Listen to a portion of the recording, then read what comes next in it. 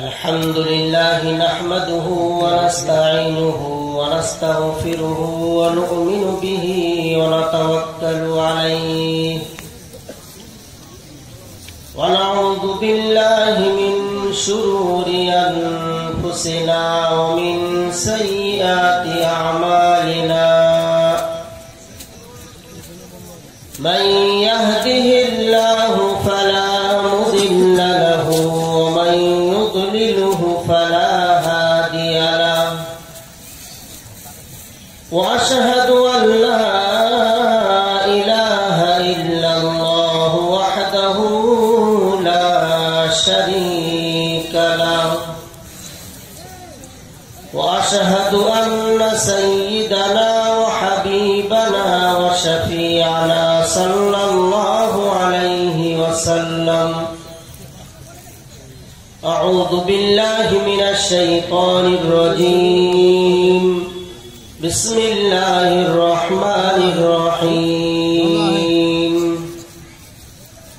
وأما من أوتي كتابه بيمينه فيقول هاؤم اقرءوا كتابيه إني ظننت أني ملاق حسابيه فهو في عيشة راضية في جنة عالية قطوفها دانية كلوا واشربوا هنيئا بما أسلفتم في الأيام الخالية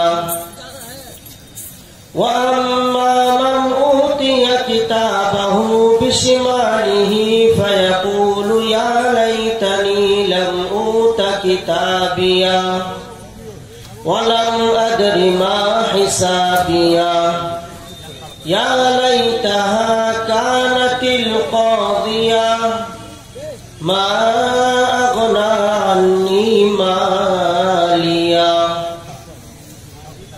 اللهم صل على محمد وعلى آل محمد كما صليت على إبراهيم وعلى آل إبراهيم إنك حميد مجيد اللهم بارك على محمد وعلى آل محمد كما باركت على إبراهيم وعلى آل إبراهيم إنك حميد مجيد আল্লাহ তাবারক ওয়া তাআলার অশেষ মেহেরবানি যে আজকে আমরা একটি দ্বীনি মাহফিলে তার মনোনীত নির্বাচিত ধর্ম ইসলাম সম্পর্কে কিছু গুরুত্বপূর্ণ আলোচনা শোনার যে আমরা সুযোগ পেয়েছি, সকলে বলি আলহামদুলিল্লাহ। কোটি দরুদ ও সালাম শান্তি বর্ষিত হোক প্রিয় নবী, বিশ্ব নবী, নবীকুলের সরদার সাইয়্যিদুল আম্বিয়া শাফিউল মুজনিবিন জনাব রাসূলুল্লাহ সাল্লাল্লাহু আলাইহি ওয়াসাল্লামের উপরে, জানার সদকায়ে তোফায়েলে আল্লাহ তাআলা সত্য আর মিথ্যা, হালাল এবং হারাম, জায়েজ এবং নাজায়েজ, এক কথায় একজন মুসলিম হিসাবে আমাদের কি করণীয় আর কি বর্জনীয়, এ সমূহ বিষয়ে যে নবীর মাধ্যমে আমাদেরকে আল্লাহ জানার সুযোগ দান করেছেন তিনি হলেন মুহাম্মদ সাল্লাল্লাহু আলাইহি ওয়াসাল্লাম। আল্লাহর পক্ষ থেকে তার উপরে শত শত দরুদ ও সালাম শান্তি বর্ষিত হোক, আমরা সকলে বলি আমিন। আমরা যারা এখানে বসে আছি ইসলামী মাহফিলের আদব রক্ষার্থে পিছনে আমরা যারা আছি একটু সামনের দিকে চলে আসি। ভলান্টিয়ার্স ভাই আমরা যারা আছি আমাদের মাহফিলের বিষয়টা আমরা একটু খেয়াল রাখবো। আমাদের বসা যদি ঠিক না হয় তো আমাদের দাঁড়ানো ঠিক হবে না। আজ আমাদের মুসলমানদের লম্বা লম্বা স্বপ্ন, আমরা এই করব সেই করব, বিশ্ব জয় করব। এখন আমরা ধর্মীয় আলোচনা সভাতে বসতেই শিখলাম না যে কেমন করে এখানে বসতে হয়। আপনাদের এই এলাকাতে এর আগে আমি এসেছিলাম। পরিষ্কার, লাইন শাকারতুম, যদি তোমরা আমার কৃতজ্ঞতা স্বীকার করো, লাযীদান্নাকুম, আমি আরো বাড়িয়ে দেব। যে বিষয়ে আমরা কৃতজ্ঞতা স্বীকার করব, এই বর্ষাটা যদি আমার আল্লাহর পক্ষ থেকে মনে করি, তো আল্লাহ আগামীতে বড় বড় মাহফিলে বসার সুযোগ দান করবেন। আর যদি আমরা না করি, হেলায় খেলায় সময় কাটিয়ে দিই, তো আল্লাহ নিজেই বলছেন ওয়ালাইন কাফারতুম, যদি তোমরা অকৃতজ্ঞ হও তাহলে ইন্না আযাবি লাশাদীদ, আমার আযাব বড় কঠিন। এই জন্য বিষয়টা আমাদের ভাবতে হবে, নিজের পক্ষ থেকে কিছু আমরা করতে পারি না, যা কিছু হয় আমার আল্লাহর পক্ষ থেকে হয়। আল্লাহ নবী সাল্লাল্লাহু আলাইহি ওয়াসাল্লামের একটা ঘটনা শুনি আমি আগে বাড়ি। আল্লাহ নবী সাল্লাল্লাহু আলাইহি ওয়াসাল্লাম তিনি সবে ইসলাম প্রচার শুরু করেছিলেন। কথাগুলো বুঝে শোনার চেষ্টা করবেন, কোরআন এবং হাদিসের বাইরে এক চুল পরিমাণ আলোচনা ইনশাআল্লাহ হবে না। আল্লাহ নবী সাল্লাল্লাহু আলাইহি ওয়াসাল্লাম মক্কায় ইসলাম প্রচার সবে শুরু করেছেন, একদম প্রাথমিক অবস্থা। আল্লাহ নবীকে ঠকানোর জন্য নবী, তিনি যে নবী বলে দাবি করেছেন, এটা মিথ্যা প্রমাণ করার জন্য তৎকালীন সময়ের একদল ইহুদি এবং খ্রিস্টান তারা যৌথভাবে একটা জামাত তৈরি করে আল্লাহ নবীর কাছে গিয়ে 3টে প্রশ্ন করেছিল, যৌথভাবে। আর আজও দেখবেন যে মুসলমানদের পিছনে সবচাইতে বড় শত্রু হিসাবে, ধর্মীয় শত্রু হিসাবে কাজ যারা করছে, তারা নাম্বার 1-এ আল্লাহ তাআলা যাদেরকে রেখেছেন তারা ইহুদি। তো সে যুগেও আল্লাহ নবীর পিছনে তারা লেগেছে। আল্লাহ নবীর কাছে এসে তারা 3টে প্রশ্ন করেছিল। 1 নম্বর প্রশ্ন ছিল যে আসহাবে কাহাফ তাদেরকে বলা হয়, তারা কারা। 2 নম্বর প্রশ্ন ছিল বাদশাহ যুলকারনাইন কে, যাকে আমরা সেকেন্দারে আজম বলি। 3 নম্বর প্রশ্ন ছিল আত্মা কাকে বলে। তাহলে কটা প্রশ্ন তারা করেছিল নবীকে ঠকানোর জন্য? একদম প্রাথমিক অবস্থায় মনে রাখি, 1 নম্বর আসহাবে কাহাফ কারা, 2 নম্বর বাদশাহ যুলকারনাইন কে, আর 3 নম্বর আত্মা কাকে বলে। আল্লাহ নবীকে অবজেক্টিভ টাইপের কোশ্চেন, মানে 1 নম্বরের প্রশ্ন, 1 নম্বরের উত্তর। আল্লাহ নবীর প্রশ্নগুলো শোনার পরে তিনি বলেছিলেন যে ঠিক আছে তোমরা একটু বসো, আমি বলে দিচ্ছি। তো তারা বসে আছে, আল্লাহ নবী সাল্লাল্লাহু আলাইহি ওয়াসাল্লাম তিনি মাথা নিচু করলেন, কিন্তু বলতে পারছেন না। দীর্ঘক্ষণ সময় পার হয়ে যায়, আল্লাহ নবী উত্তর দিতে পারছেন না। ওরা কিন্তু মনে মনে খুশি, উত্তর যদি না দিতে পারেন তাহলে আমরা মক্কার অলিতে গলিতে রটাতে পারবো, আমরা বদনাম ছড়াতে পারবো যে মুহাম্মদ সাল্লাল্লাহু আলাইহি ওয়াসাল্লাম তিনি যে দাবি করেন আমি একজন নবী, এটা মিথ্যা। এই জন্য ওরা হাসছে মনে মনে। আল্লাহ নবী উত্তর দিতে পারলেন না, সময় পার হয়ে গেল। অবশেষে আল্লাহ নবী মাথা তুলে বলছেন যে আজকে পারলাম না, আগামীকাল এসো। তারা যথা টাইমে আগামী দিনে তারা হাজির হয়ে যায়। আল্লাহ নবী একই সময় মাথা নিচু করলেন, মাথা তুলছেন, কিন্তু কানেকশন ফেল, তিনি উত্তর দিতে পারছেন না। এভাবে আল্লাহ নবী সময় নিচ্ছেন, আজ কাল পরশু তরশু, প্রায় চলে গেল। 1 দিন 2 দিন করতে করতে 15 দিন পার হয়ে গেল। আল্লাহ নবী সাল্লাল্লাহু আলাইহি সাল্লাম তিনি কিন্তু এই 3টে প্রশ্নের উত্তর দিতে পারলেন না। কদিন পার হয়েছে? 15 দিন পার হয়ে গেছে। অবশেষে মক্কার অলিতে গলিতে আল্লাহ নবীর বিরুদ্ধে প্রচার শুরু হয়ে গিয়েছে, অপপ্রচার শুরু হয়ে গিয়েছে। আল্লাহ নবী এত চিন্তিত, এত ব্যথিত, দুঃখিত, গায়ে জ্বর এসে গিয়েছে, টেনশনে, যে আল্লাহ কেন বলতে পারছি না, আমি বড় বড় প্রশ্নের উত্তর দিয়ে দিচ্ছি, এই সামান্য 3টে প্রশ্ন, বাদশাহ যুলকারনাইন, আসহাবে কাহাফ আর আত্মা, কেন আমি বলতে পারছি না? আল্লাহ নবীও বুঝতে পারছেন না যে কেন আমি বলতে পারছি না। তো আল্লাহ নবীর গায়ে জ্বর এসে গিয়েছে, তিনি টেনশনে আছেন। 15 দিন পরে আল্লাহ তাআলা মুহাম্মদ সাল্লাল্লাহু আলাইহি ওয়াসাল্লামের কাছে জিবরিল আমিনকে পাঠাচ্ছেন, যাও জিবরিল, আমার হাবিবকে এবারে গিয়ে তুমি জানিয়ে দাও, ওয়ালা তাকুলান্না লিশাইইন ইন্নী ফাইলুন যালিকা গাদা ইল্লা আইয়াশা আল্লাহ। কোরআন আমরা একটু বুঝে শুনি। আল্লাহ তাআলা 15 দিন পরে জিবরিল আমিনকে পাঠালেন, ওই তিনটে প্রশ্নের উত্তর তিনি কেন দিতে পারছেন না, প্রথমে এর সমাধানটা হোক। ভাই একটু আস্তে কথা বলবেন, পাশে একটু আস্তে কথা বলবেন। আল্লাহ নবী সাল্লাল্লাহু আলাইহি ওয়াসাল্লামকে প্রথমে এটা বোঝানো হচ্ছে যে আপনি প্রশ্নের উত্তরটা কেন দিতে পারছিলেন না, এর সমাধানটা আগে করা হোক। আর আমরা এখানে যারা বসে আজকের লেকচার গুলো শুনছি, আমরা প্রথমে মনে রাখবো আল্লাহ নবী সাল্লাল্লাহু আলাইহি ওয়াসাল্লামের যুগে ওনার সঙ্গে যা কিছু ঘটানো হয়েছিল, এটা আসলে ওনাকে কেন্দ্র করে সারা পৃথিবীতে আনেওয়ালা ইনসান কিয়ামত পর্যন্ত এদের সকলকে এক একটা দিক নির্দেশনা দেওয়া। আল্লাহ নবীকে বলা হচ্ছে প্রথমে আপনি ভাবুন কেন আপনি উত্তর দিতে পারলেন না। তার কারণ আল্লাহ কোরআনে জানিয়ে দিলেন সূরা কাহাফের ভিতরে, ওয়ালা তাকুলান্না, আপনি কখনো বলবেন না। আরবি গ্রামারে মানে কতটা পরিবর্তন হয়ে যায়।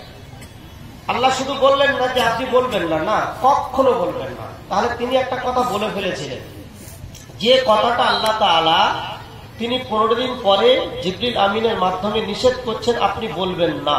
কি কথা সেটাও পরে আল্লাহ উল্লেখ করলেন, লিশাইইন, কোন একটা বিষয়, সে বিষয়টা বড় হোক অথবা ছোট হোক, সে বিষয়টা উখরাবি হোক আর দুনিয়াবি হোক, যে কোনো বিষয় আপনি কোনোদিন বলবেন না। কি কথা বলবেন না? ইন্নী ফাইল, যে আমি বলতে পারবো, আমি করে দেখাতে পারবো, এই আমি শব্দটা যুক্ত করে আপনি কোনোদিন কারোর সঙ্গে কোনো কথা বলবেন না। না, আমি শব্দ আল্লাহর কিন্তু পছন্দ নয়। আমি যাব কলকাতায়, আমি ভাত খাবো, আমি এটা করব, এই শব্দটা না। কিভাবে? আমাদের ইসলামী একটা সংস্কৃতি আছে, আমাদের ইসলামী একটা আদব আছে। এই আদবগুলো আমাদেরকে ছোটবেলা থেকে শেখা উচিত, বড় হয়ে নয়। আজকের আমরা যদি ঘরের তালিম, বাড়ির পরিবেশ যদি আমরা ঠিক করতে পারতাম, তাহলে আমাদের ইসলামী মহফিলগুলো এরকম হাল হতো না, বাস্তব এটা হতো না। আমরা যদি ইসলামী মহফিলগুলো এরকম করে সাজাই না, তো কসম আল্লাহর জীবনে আমরা বড় কিছু করে দেখাতে পারবো না। এই পৃথিবীতে আমরা বড় কিছু আশা করতে পারবো না। আমি আরো আগে আসছি। তো আল্লাহ নবী সাল্লাল্লাহু আলাইহি ওয়াসাল্লামকে একটা ছোট্ট বিষয় কিভাবে আল্লাহ তাআলা তিনি বোঝাচ্ছেন যে ছোট কোনো বিষয় খবরদার আপনি এভাবে কথা বলবেন না যে আমি ইন্নী ফাইল, আমি করতে পারবো। যে কথাটা তিনি বলে ফেলেছিলেন কখন জানেন? 15 দিন আগে ইহুদিরা যখন এসে আল্লাহ নবীকে প্রশ্ন করেছিল যে আপনি এই 3টে প্রশ্নের উত্তর দেন, যদি দিতে পারেন আমরা ইসলাম কবুল করব। তো আল্লাহ নবী সাল্লাল্লাহু আলাইহি ওয়াসাল্লাম তিনি সেই সময় বলে ফেলেছিলেন, কি বলেছিলেন? যে তোমরা বসো, আমি বলে দেবো। এই আমি বলে দেবো এইটা আল্লাহর পছন্দ হয়নি। এই জন্য আল্লাহ বললেন আমি 1 দিন 2 দিন 3 দিন নয়, 15 দিন জিবরিল আমিনকে আটকে দিলাম। দেখি নবী তুমি বলতে পারো কি, তোমার ক্ষমতায় যদি থাকে তুমি বলে দেখাও। আল্লাহ নবী কিন্তু বলতে পারলেন না। তো 15 দিন পরে আল্লাহ নবীকে বলা হচ্ছে এ জাতীয় কথা আপনি মুখ থেকে বার করবেন না, সব বিষয়টা আপনি আল্লাহর উপরে ছেড়ে দেন। আপনি বিশ্ব নবী হতে পারেন, আপনি সাফিউল মুজনিবিন হতে পারেন, কিন্তু সমস্ত বিষয়টা আল্লাহর উপরে ছাড়তে হবে। এটা হলো আমাদের উন্নতির একটা মারাত্মক সিঁড়ি। এটা আমরা আগে যে বাড়তে চাচ্ছি তার প্রথম ধাপ, যে আমার দৈনন্দিন কাজকর্মগুলো, খাওয়া দাওয়া, ওঠা বসা থেকে শুরু করে সমস্ত কিছু আমার আল্লাহর উপরে ছেড়ে দিতে হবে। দেখবেন মানুষ আস্তে আস্তে অনেক উন্নতি করতে পারবে।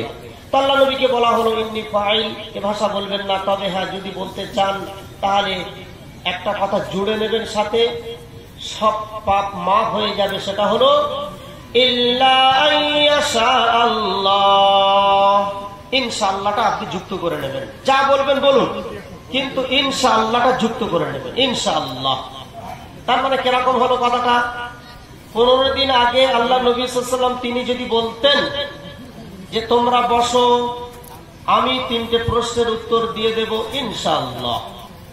ইন মানে যদি, শা মানে চাওয়া, আল্লাহ মানে আল্লাহ যদি চান, তাহলে আল্লাহ বলছেন যে আমি খুশি হয়ে যেতাম, আমি সঙ্গে সঙ্গে জিবরিলকে পাঠিয়ে দিতাম। কিন্তু তুমি আমার উপরে না ছেড়ে নিজের উপরে দায়িত্বটা নিয়েছিলে, তাই আমি তোমাকে জিবরিল আমিনকে আটকে দিলাম। তো এই জন্য ওই বিষয়টা আমাদের জানতে হবে। এবার তারপরে আল্লাহ নবীকে জানানো হলো, একটা সূরা কমপ্লিট নাজিল করা হলো 3টে প্রশ্নের উপরে। আসহাবে কাহাফ কারা, বাদশাহ যুলকারনাইন কে, এবং আত্মা কাকে বলে, এই 3টে বিষয়ের উপরে কোরআনে একটা সূরা নাজিল হয়েছে। সেই সূরাটার নাম 15 পারা থেকে শুরু, 16 পারাতে গিয়ে শেষ। সূরার নাম সূরাতুল কাহাফ। এই সূরাটা পড়লে দেখবেন 3টে প্রশ্ন আছে। ইয়াসআলুনাকা আন যুলকারনাইন, হে নবী ওরা আপনার কাছে এসে বাদশাহ যুলকারনাইন সম্পর্কে জানতে এসেছে, আপনি বলে দিন কে বা তিনি কে ছিলেন। শেষের দিকে সূরাতে বলা হয়েছে ইয়াসআলুনাকা আনির রূহ, রূহ, হে নবী ওরা আপনার কাছে জানতে এসেছে রূহ কাকে বলে, আপনি বলে দিন। তো এই বিষয়গুলো আমাদেরকে শিখতে হবে। আর একটা কথা আমি একটু বলে আগে বাড়ি, কোরআন থেকেই একটা সমস্যা হয়েছিল, আপনারা সবাই জানেন। হযরত মূসা আলাইহিস সালাম তিনি তুর পাহাড়ে গিয়েছিলেন তওরাত আনতে, যেটাকে ওল্ড টেস্টামেন্ট বলা হয়। তো ওল্ড টেস্টামেন্ট আনতে যখন তুর পাহাড়ে গিয়েছিলেন, তো ওনার জায়গাতে আমির হিসাবে যাকে নিযুক্ত করেছিলেন তার নাম ওনার ভাই হযরত হারুন আলাইহিস সালাম। হারুন আলাইহিস সালাম তুলনামূলক ভাবে নেতৃত্বের জায়গাতে উনি দুর্বল ছিলেন। মূসা আলাইহিস সালাম গিয়েছেন তুর পাহাড়ে, হারুন আলাইহিস সালাম তিনি আমির হলেন। এখন হঠাৎ করে ওই সমাজে একজন ব্যক্তি মার্ডার হয়ে গিয়েছিল, আপনারা সকলে জানেন মার্ডার হয়ে গিয়েছিল। তো মার্ডার হয়ে যাওয়ার পরে হযরত হারুন আলাইহিস সালামের কাছে বিচারটা আসলো যে কে মার্ডার করেছে আসামিটা কিন্তু ধরে দিতে হবে, কে মার্ডার করেছে আসামিটা ধরে দিতে হবে। হারুন আলাইহিস সালাম কিন্তু আসামি ধরে দিতে পারলেন না। আর এখন যেমন একজন আসামিকে ধরা এত সহজ, তখন কিন্তু এটা সহজ ছিল না। তো মূসা আলাইহিস সালাম 40 দিন পরে তুর পাহাড় থেকে যখন ফিরলেন, তো মূসা আলাইহিস সালামের কাছে বিচার এসেছিল।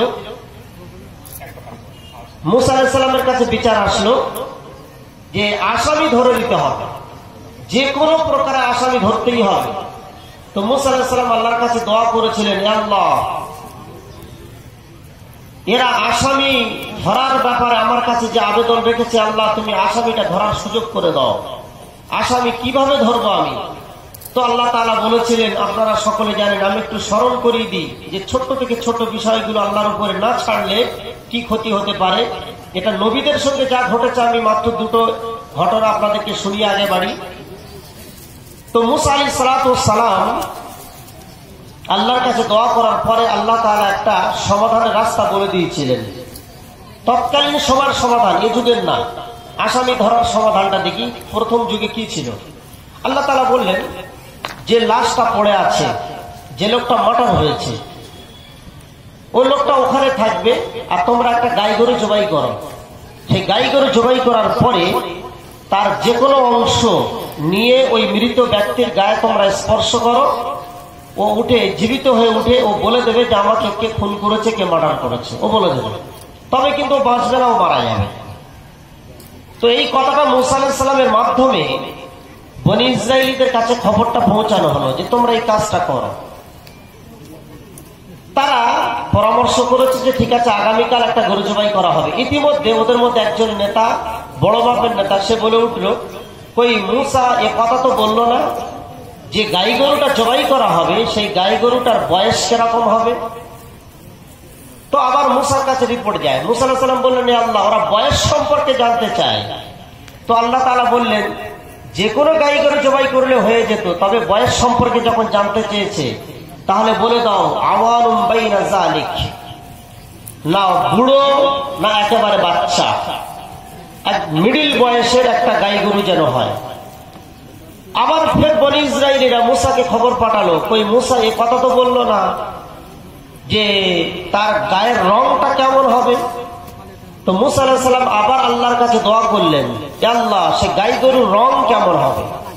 তো আল্লাহ তাআলা বলে দিলেন, সাফরা, এমন গাঢ় হলুদ কালার হবে, তাসুররুহা লিন-নাজিরিন, দেখনে ওয়ালারা তারা যেন চমকে যায়। আর আপনারা জানেন হলুদ কালারের গরু হয় না, সব কালার পাবেন, কিন্তু গাঢ় হলুদ কালার এটা সমাজে গরু পাবেন না। কিন্তু এরা বনী ইসরাইলীরা যত কঠিন প্রশ্ন করতে চাচ্ছে, আল্লাহ তত কঠিন করে দিচ্ছেন। আর মাঝখানে আছেন মূসা আলাইহিস সালাম। তো আল্লাহ বললেন, সাফরা তাসুররুহা লিন-নাজিরিন, এত গাঢ় হলুদ কালার হবে, দেখলে ওয়ালা যেন চমকে যায়। আবার সেই নেতা খবর পাঠাচ্ছে, মূসা তো এই কথা বলল না যে সেই গরুর ঘাড়ে কোনো দাগ থাকবে কি থাকবে না, না একদম প্লেন গরু হবে। তো আল্লাহ তাআলা আবার জানিয়ে দিলেন যে না, লা হারসা, তার ঘাড়ে কোনো নাঙল জোল বা কোনো জিনিসের দাগ যেন ঘাড়ে না থাকে, একদম প্লেন পরিষ্কার গরু হতে হবে। চারটে প্রশ্ন, আল্লাহর পক্ষ থেকে তার উত্তর। এবারে তারা এই বর্ণের গরু আর খুঁজে পাচ্ছে না। ওদিকে লাশ সরানো আছে, গরু জবাই হবে, তার হাড় অথবা কোনো অংশ স্পর্শ করবে এবং সে উঠবে, কিন্তু এদিকে গরু খুঁজে পাচ্ছে না। কিরকম গরু? এক তো গাই গরু হবে, গাই গরু যদি মেলে তো হলুদ মেলে না, হলুদ যদি মেলে তো ঘাড়ে দাগ পাওয়া যাচ্ছে, ঘাড়টা যদি ঠিকঠাক থাকে তো বয়সে মিল হচ্ছে না। এই চারটে গুণে গুণান্বিত গরু ওরা আর একসঙ্গে খুঁজে পাচ্ছে না। অবশেষে সে একটা মিটিং এ, কোর মিটিং চলছে, ইনডোর প্রোগ্রাম চলছে, প্রেশান হয়ে তখন সে বলে ফেলেছে, সাতাজিদুনি ইনশাআল্লাহু মিনাস সাবিরিন। দেখছেন সমাধানের রাস্তা কোথা থেকে বেরিয়ে এসছে? মুসার যুগে। এবং আপনারা জানেন এই ঘটনাটা কোথায় পাবেন? এই ঘটনার উপরে কোরআনে একটা সূরা নাযিল হয়েছে, সূরাতুল বাকারা। এই সূরাতুল বাকারাটা পড়ে দেখবেন এই যে কথাগুলো আমি বাংলা ভাষায় বলেছি এগুলো ওখানে আরবিতে লেখা আছে। এবং তাদের মেন নেতা, বড় নেতা অবশেষে সমাধানের রাস্তা হিসাবে ইনশাআল্লাহটাকে বেছে নিয়েছিল, যে আমরা যত খোঁজাখুঁজি করি আমরা এরকম গরু আমরা কোনোদিন পাবো না যদি আমরা ইনশাআল্লাহ শব্দটা ব্যবহার না করি। তো তারা 1 মাস খুব খুঁজেছে, পায়নি, ইনশাআল্লাহ বলেনি বলে। আর যখন অবশেষে সে বলে ফেলেছে ইনশাআল্লাহ, সাতাজিদুনি ইনশাআল্লাহ, আল্লাহ চায় তো অনতি বিলম্বে আমরা পেয়ে যাব। তো তার পরের দিন সকালে তারা ওই রকম গরু মাঠে পেয়ে গিয়েছিল। আসলে ব্যাপারটা হচ্ছে সমস্যা আল্লাহ মিটিয়ে দিয়েছেন একটা শব্দের দ্বারা, সেটা হলো ইনশাআল্লাহ। আজকের কিন্তু আমাদের মধ্যে আমলটা নেই। এজন্য আমরা সবসময় চেষ্টা করব যে আল্লাহ তাআলা আমাদের যে কাজগুলো করার আমরা সুযোগ পাবো সেই কাজগুলো সবসময়ের জন্য আমরা আল্লাহর উপরে দোহাই দেবো, আল্লাহর উপরে আমরা ছেড়ে দেবো। দেখবেন সে কাজটা আমরা বেশি উন্নতি করতে পারবো। তো যাই হোক, আমি ফিরে আসি। দেখুন আজকের আমরা এখানে যে আলোচনা শুনতে বসেছি, আমি কোরআনের আলোকে আপনাদের কয়েকটি কথা বলবো। প্রত্যেকটা কথা ইনশাআল্লাহ হাওয়ালা কোরআন থেকে থাকবে এবং তার নিরিখে হাদিসের হাওয়ালা থাকবে। প্রথম আমি কোরআন থেকে আলোচনা করব। আমরা যারা বসেছি শ্রোতা হিসাবে, আজকের আমরা বহু জলসা শুনছি এ যাবৎকাল, কিন্তু আমাদের মধ্যে কোনো পরিবর্তন নেই। সবচাইতে বেশি যে জিনিসটা আমাদের প্রয়োজন সে জিনিসটা কি জানেন? সবচাইতে বেশি যেটা প্রয়োজন সেটা হলো আল্লাহর পক্ষ থেকে হেদায়েত। একটা মানুষ সারা জীবন নামাজ পড়বে, কিন্তু হেদায়েত যদি না পায় ওর নামাজ কিন্তু কাজে আসবে না। আমি 60 বছর নামাজ পড়ছি, 70 বছর নামাজ পড়ছি, উদ্দেশ্যটা আমার ঠিক করতে হবে যে আমার নামাজের উদ্দেশ্য হেদায়েত পাওয়া। হেদায়েত মানে একটা রাস্তার নাম, একটা রাস্তা। কিরকম রাস্তা? আপনারা এই যে প্যান্ডেলে বসে আছেন, এই প্যান্ডেলটা যদি আমি এর একটা মিডিল পয়েন্ট বার করতে চাই, বা আপনারা যারা বসে আছেন আমি আপনাদেরকে বলবো যে আপনারা কম্পাস করে মেপে এর একটা মিডিল বার করুন, যে মিডিলটা নিখুঁত হবে। তো দেখবেন একটাই মাত্র মিডিল বার হবে, দুটো মিডিল হতে পারে না। যে স্টেজে আজকে লেকচার দিচ্ছি, স্টেজের একটাই মিডিল হয়, দুটো মিডিল হয় না। প্রত্যেকটা বস্তুর মিডিল কিন্তু একটা হয়। এই যে মাইক্রোফোনটা রাখা আছে, এই রড, এই স্ট্যান্ডের মিডিল যদি বার করতে হয় একটাই মিডিল হবে, দ্বিতীয় মিডিল হতে পারে না। এখন দুই দল এসে বলছে যে না এটাই মিডিল, আর এক দল বলছে এটা মিডিল। তাহলে দুটোর কথা ঠিক হতে পারে না, একটাই কিন্তু মিডিল পয়েন্ট হবে, আর ওটাই হলো মাঝখান, ওটাই হলো একদম মাঝখান, আমরা বরাবর ধরে নেব। এরকম প্রত্যেকটা জিনিসের একটা মিডিল আমরা সবাই জানি। তো আজকের সারা পৃথিবীতে আমরা যে ধর্মের, যে বর্ণের, যে কালারের হই না কেন, যে মাযহাবের হই না কেন, আর যে ধরনের হই না কেন, আমরা যে পন্থী মুসলিম হই না কেন, জান্নাতে যাওয়ার মিডিল একটাই হবে, দ্বিতীয় কোনোদিন হতে পারে না। আর এটাই কিন্তু কোরআন, এটাই হলো হাদিস, মিডিল একটা হবে। অর্থাৎ মাঝখানের যে রাস্তাটা, যে রাস্তায় চললে আমি সোজা জান্নাতে যাব, ওটা দুটো রাস্তা নয়, ওটা একটাই রাস্তা হবে। আর এটাই আল্লাহ রাসূল সাল্লাল্লাহু আলাইহি ওয়াসাল্লাম তিনি আমাদেরকে শিখিয়েছেন, কুল হাযিহি সাবিলি আদউ ইলাল্লাহ আলা বাসীরাতিন আনা ওয়া মান ইত্তাবানি। আল্লাহ রাসূল নিজে বলছেন কুল হাযিহি সাবিলি, হে নবী আপনি ঘোষণা করে দিন এটাই সাবিলি। সাবিলি আমার রাস্তা, আমার রাস্তা। আদউ ইলাল্লাহ, এই রাস্তার মাধ্যমে আমি আল্লাহর দিকে ডাকি। আলা বাসীরাতিন, দলিল সহকারে আমি মানুষদেরকে এদিকে ডাকি। ওই রাস্তাটার নামটা কি জানেন? যেটা মিডিলের রাস্তা, যে রাস্তায় চললে আমরা সকলে জান্নাতে যাব, ওই রাস্তার নাম হলো সিরাতাল মুস্তাকিম। সিরাত মানে রাস্তা, আর মুস্তাকিম মানে সোজা সরল রাস্তা, যেটা একদম মাঝখান থেকে বার হয়ে যায়। ও রাস্তা কোনো টেড়া বেঁকা থাকে না, কোনো রকমের সমস্যা নেই। ও রাস্তায় এত প্লেন রাস্তা, এত পরিষ্কার রাস্তা। কিন্তু আশপাশের রাস্তাগুলো, যে রাস্তায় জটিলতা আছে, ওটা বড় কঠিন রাস্তা। আল্লাহ নবী সাল্লাল্লাহু আলাইহি ওয়াসাল্লাম তিনি 5 ওয়াক্ত নামাজ পড়তেন, প্রতি রাকাতে সূরা ফাতিহা পড়তেন। আর সূরা ফাতিহার ভিতরে তিনি একটা কথা বারবার আল্লাহকে বলতেন, আলহামদুলিল্লাহি রাব্বিল আলামিন আর রহমানির রহিম মালিকি ইয়াউমিদ্দিন ইয়্যাকা না'বুদু ওয়া ইয়্যাকা নাস্তাঈন ইহদিনাস সিরাতাল মুস্তাকিম। আল্লাহ নবী দোয়াটা করতেন, ইহদিনাস সিরাতাল মুস্তাকিম, হে আল্লাহ তুমি আমাকে সোজা সরল রাস্তার হেদায়েত দাও। আল্লাহ নবীও হেদায়েত চাইতেন আল্লাহর কাছে। এটা চেয়ে নেওয়ার জিনিস, এটা এমনিতে আসে না। নামাজ কিন্তু আমি মন না চাইলেও নামাজ পড়তে পারি, কিন্তু সেই নামাজের ভিতর থেকে আমি আল্লাহকে পাচ্ছি কিনা, আমি সেই সোজা রাস্তাটা জানতে পাচ্ছি কিনা, আমি সোজা রাস্তার উপর আছি কিনা, এটা কিন্তু গবেষণা করতে হবে। একটা মানুষ 30 দিন রোজা রাখলো, রোজা রাখার উদ্দেশ্য সোজা রাস্তাটা পাওয়া। আমি রোজা রাখলাম, সোজা রাস্তা পেলাম না, ও রোজা আমার কাজে আসবে না। আল্লাহ নবীর পিছনে মুনাফিকরা সে যুগে নামাজ পড়েছিল, মাথায় পাগড়ি, মুখে দাড়ি। আল্লাহ নবীর পিছনে 5 ওয়াক্ত তারা নামাজ সালাত আদায় করে গিয়েছে, কিন্তু হেদায়েত পায়নি। এজন্য আমাদের টার্গেট সবসময় এটাই থাকবে যে আমরা যে কাজ করি না কেন, সেই কাজের মাধ্যমে আমি আমার আল্লাহকে পাবো, হেদায়েতটা যেন আমি পাই। এজন্য সূরা ফাতিহা আল্লাহ আমাদেরকে দান করেছেন। এই সূরা ফাতিহাটা কি আমি আপনাদের একটু বলে আগে বাড়ি। সূরা ফাতিহাটা হলো আল্লাহর কাছে একটা আবেদন। দেখবেন যখন আমরা কোনো এমএলএ অথবা কোনো মন্ত্রী, যখন আমরা তার কাছে কোনো টিউবওয়েল অথবা কোনো কিছুর আবেদন করি, তো আবেদনের ভাবভঙ্গিটা আমরা তিনটে ভাগে ভাগ করি। প্রথমত তার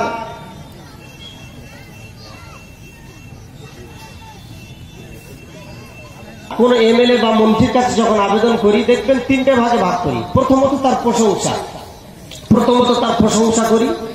প্রশংসা করার পরে তার সঙ্গে আমাদের যে রিলেশনটা, যে সম্পর্কটা, আমরা সেটা উল্লেখ করি যে হ্যাঁ আমি আপনার এলাকাভুক্ত কিনা, আপনার এরিয়াভুক্ত কিনা, এটা কিন্তু তার সঙ্গে আমাদের সম্পর্কটা তুলে ধরতে হয়। তারপরে শেষে আমরা তার কাছে যে আবেদনটা আমরা করতে চাই, যে জিনিসটা আমরা চাই, সেটা আমরা তার কাছে বলি। ঠিক আল্লাহ তাআলা দেখুন সূরা ফাতিহাটা প্রথম 3 আয়াতের মধ্যে আল্লাহর প্রশংসা করলাম, আলহামদুলিল্লাহি রাব্বিল আলামিন আর রহমানির রহিম মালিকি ইয়াউমিদ্দিন। এই 3 আয়াত আল্লাহর প্রশংসা। হে আল্লাহ তুমি সমস্ত জগতের পালনকর্তা, পালনহার, আর তুমি রহমান ও রহিম, দাতা ও দয়ালু এবং বিচার দিনের মালিক। আল্লাহকে আমরা 3 আয়াতে প্রশংসা করলাম।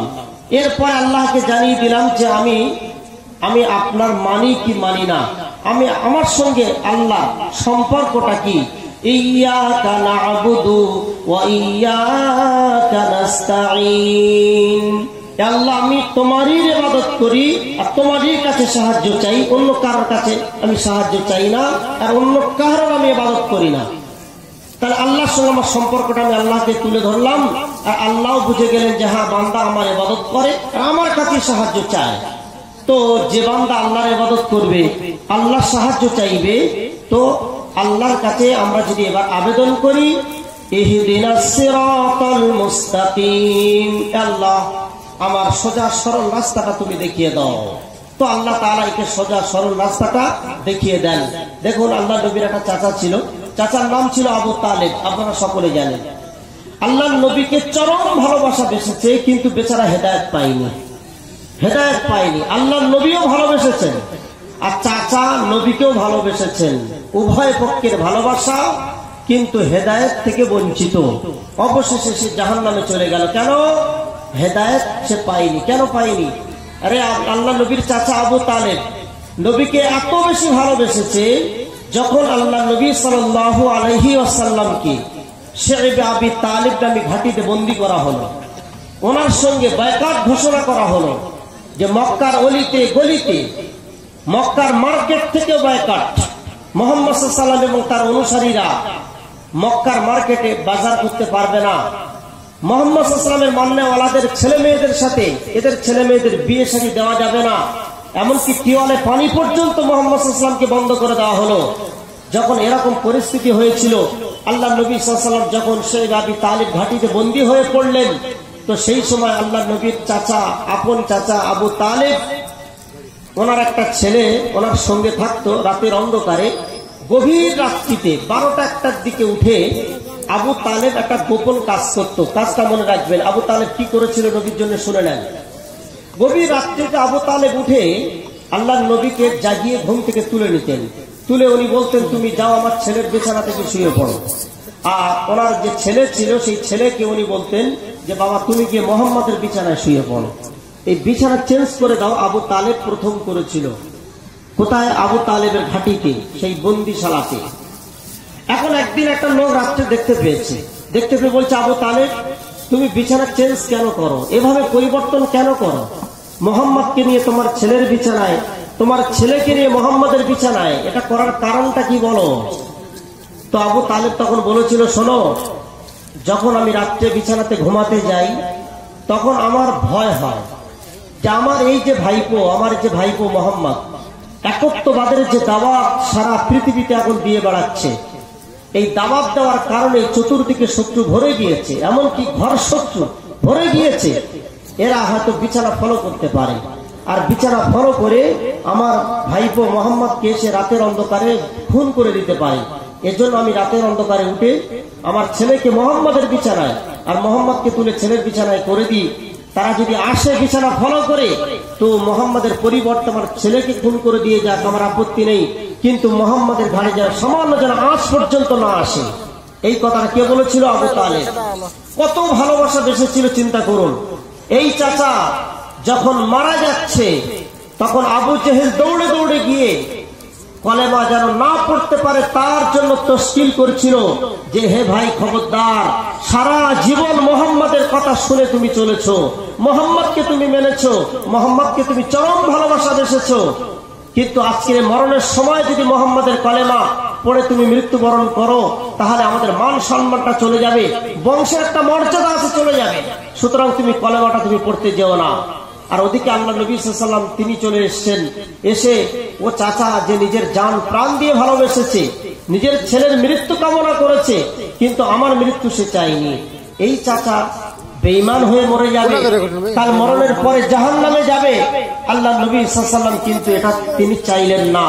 তাই আল্লাহ নবী সাল্লাল্লাহু আলাইহি ওয়াসাল্লাম তিনি আবু তালেবের পাশে বসে আবু তালেবকে বারবার বলছেন, চাচা তুমি একটা বার পড়ে নাও, আশহাদু আল্লা ইলাহা ইল্লাল্লাহু ওয়া আশহাদু আন্না মুহাম্মাদান আবদুহু ওয়া রাসূলুহু, যে আল্লাহ ছাড়া কোনো উপাস্য নাই আর আমি মুহাম্মদ সাল্লাল্লাহু আলাইহি ওয়াসাল্লাম আল্লাহর প্রেরিত রাসূল। একটা বার তুমি পড়ে নাও, বাকি মরণের পরে সমস্ত বিষয়টা আমি দেখে নেব, দায়িত্ব আমার থাকবে, তুমি একটা বার পড়ে নাও।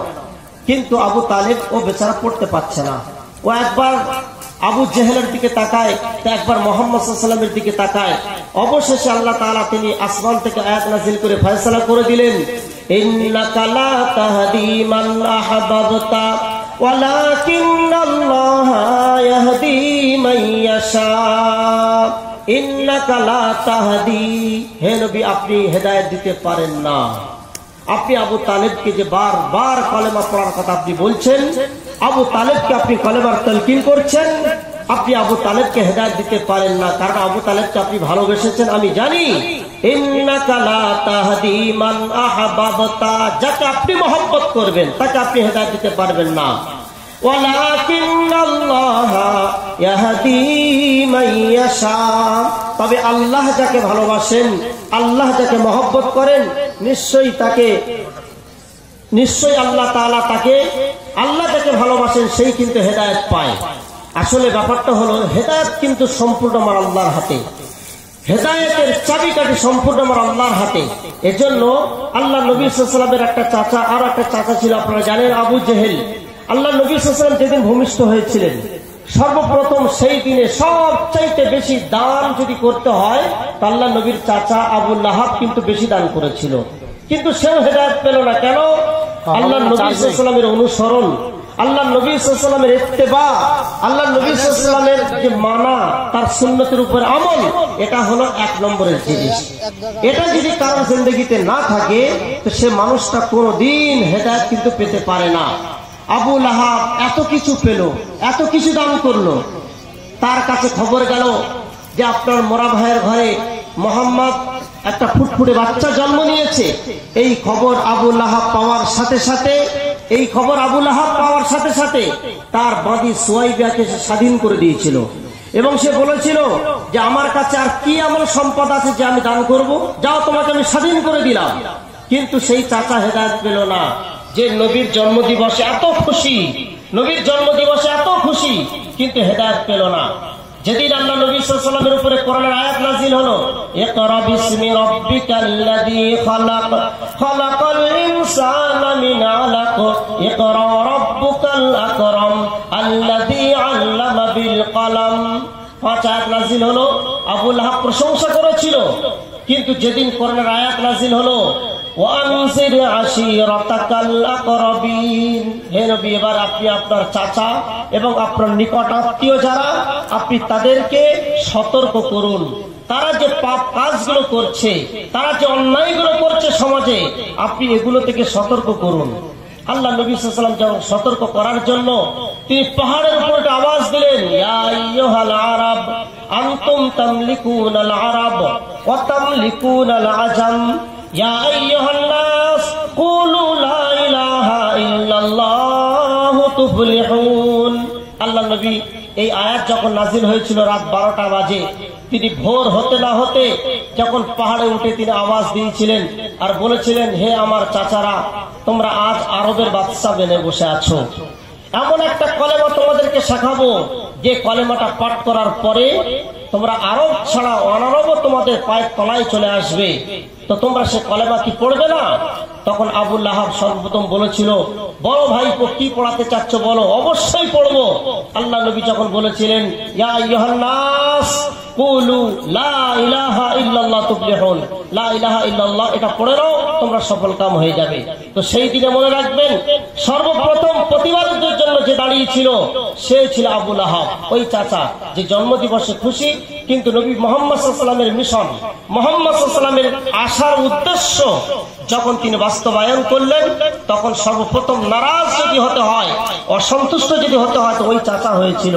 এবং সে উঠে বলেছিল, তাব্বাল্লাকা ইয়া মুহাম্মদ আলি হাযা জামাতানা, মুহাম্মদ তোমার দুটো হাত ধ্বংস হয়ে যাক, তুমি এজন্য ডেকেছো এই কলেমা পড়াবে বলে? তো সেই সময় আল্লাহ তাআলা একটা সূরা নাযিল করেছিলেন ওই আবু লাহাবের প্রতিবাদে, তাব্বাত ইয়াদা আবি লাহাব ওয়া তাব্বা মা গুনা আনহু মালুহু ওয়া মা কাসাব সায়াসলা নারান যাতা লাহাব আমরাতুহু হাম্মালাতাল হাতাব ফি জিদিহা হাবলুম মিন মাসাদ। হে আবু লাহাব, আমার নবীর দুটো হাত নয় তো দুটো হাত ধ্বংস হয়ে যাক। কেন?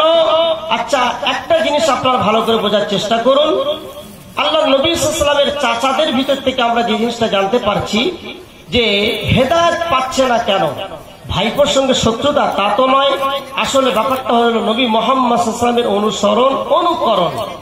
এরা কেবলমাত্র ভালোবেসেছে, আর কেবলমাত্র নবী মুহাম্মদ সাল্লাল্লাহু আলাইহি ওয়াসাল্লামকে ভালোবাসার মাধ্যমে কিন্তু হেদায়েত পাওয়া যেতে পারে না। আল্লাহ তাআলা তাই নবীর মাধ্যমে জানিয়ে দিলেন, কুল ইন কুনতুম তুহিব্বুনাল্লাহ ফাত্তাবিউনি ইউহিব্বুকুমুল্লাহ। হে নবী, আপনি বিশ্ববাসীকে ঘোষণা করে দিন, যদি তোমরা আল্লাহকে ভালোবাসতে চাও, আমি নবী আমাকে অনুসরণ করো। ভালোবাসা নয়, আমাকে অনুসরণ করো। আজকে দেখবেন আমাদের সমাজে অনুসরণ, ইহুদিদের অনুসরণ, খ্রিস্টানদের অনুসরণ। অনুসরণ কিন্তু নবী মুহাম্মদ সাল্লাল্লাহু আলাইহি ওয়াসাল্লামকে করতে হবে। তার চুলে অনুসরণ, তার কথাবার্তাতে অনুসরণ। তিনি কেমন করে চুল কেটেছেন, তিনি কেমন করে বাথরুমে গিয়েছেন, তিনি কেমন করে খেয়েছেন, তিনি কেমন করে সমস্ত কার্যকলাপগুলো করেছেন, এগুলো আমাদের হুবহু ফলো করতে হবে। এজন্য যদি আমরা দেখি যে মুহাম্মদ সাল্লাল্লাহু আলাইহি ওয়াসাল্লামের পাই টু পাই অনুসরণ আমাদের সমাজে ফিরে আসে, তাহলে অবশ্যই আমরা সেই সফলতা পাবো। অবশ্যই আমরা মুহাম্মদ সাল্লাল্লাহু আলাইহি ওয়াসাল্লামের যুগে যে টিমটা নাজাত পেয়েছিল, আবু বকর, হযরত আলী, হযরত ওমর, উসমান, এরা নবীকে অনুসরণ করেছিল। আর অপরদিকে ওনার চাচা আবু লাহাব, আবু তালেব নবীকে ভালোবেসেছিল। শুধুমাত্র ভালোবাসার দোহাই দিয়ে তারা যেমন ও যুগে হেদায়েত পাইনি, আজ আমরা কেবলমাত্র মুসলমান, কেবলমাত্র নবীকে ভালোবাসি, 12 রবিউল আউয়াল আসলে ভালোবাসি, বা কিছু দিন নির্ধারিত করে নিয়ে ভালোবাসি। আমরা শুধু ভালোবাসার দোহাই দিয়ে কিন্তু আমরা আমাদের সেই আমরা লক্ষ্যে পৌঁছতে পারবো না যেখানে আমরা যেতে চাচ্ছি। এজন্য আমার নির্ধারিত সময় ইনশাআল্লাহ শেষ। আল্লাহ তাআলা আমাদের সকলকে এই সংক্ষিপ্ত আলোচনা যেটা আমরা শুনেছি, এই আলোচনা থেকে আসল জিনিসটা আমাদের এখান থেকে নিয়ে যাওয়ার আল্লাহ তৌফিক দান করুন। সেটা হলো, আরো একবার বলি, আল্লাহ নবী সাল্লাল্লাহু আলাইহি ওয়াসাল্লামের তার টোটাল জীবনীটা আমরা আমাদের সমাজে বাস্তবায়ন, প্রথমত আমার নিজের জীবনে, তারপর আমার পারিবারিক জীবনে, আস্তে আস্তে আমাদের সমাজে আমরা এটা বাস্তবায়ন করার চেষ্টা করব। যদি আমরা করি ইনশাআল্লাহ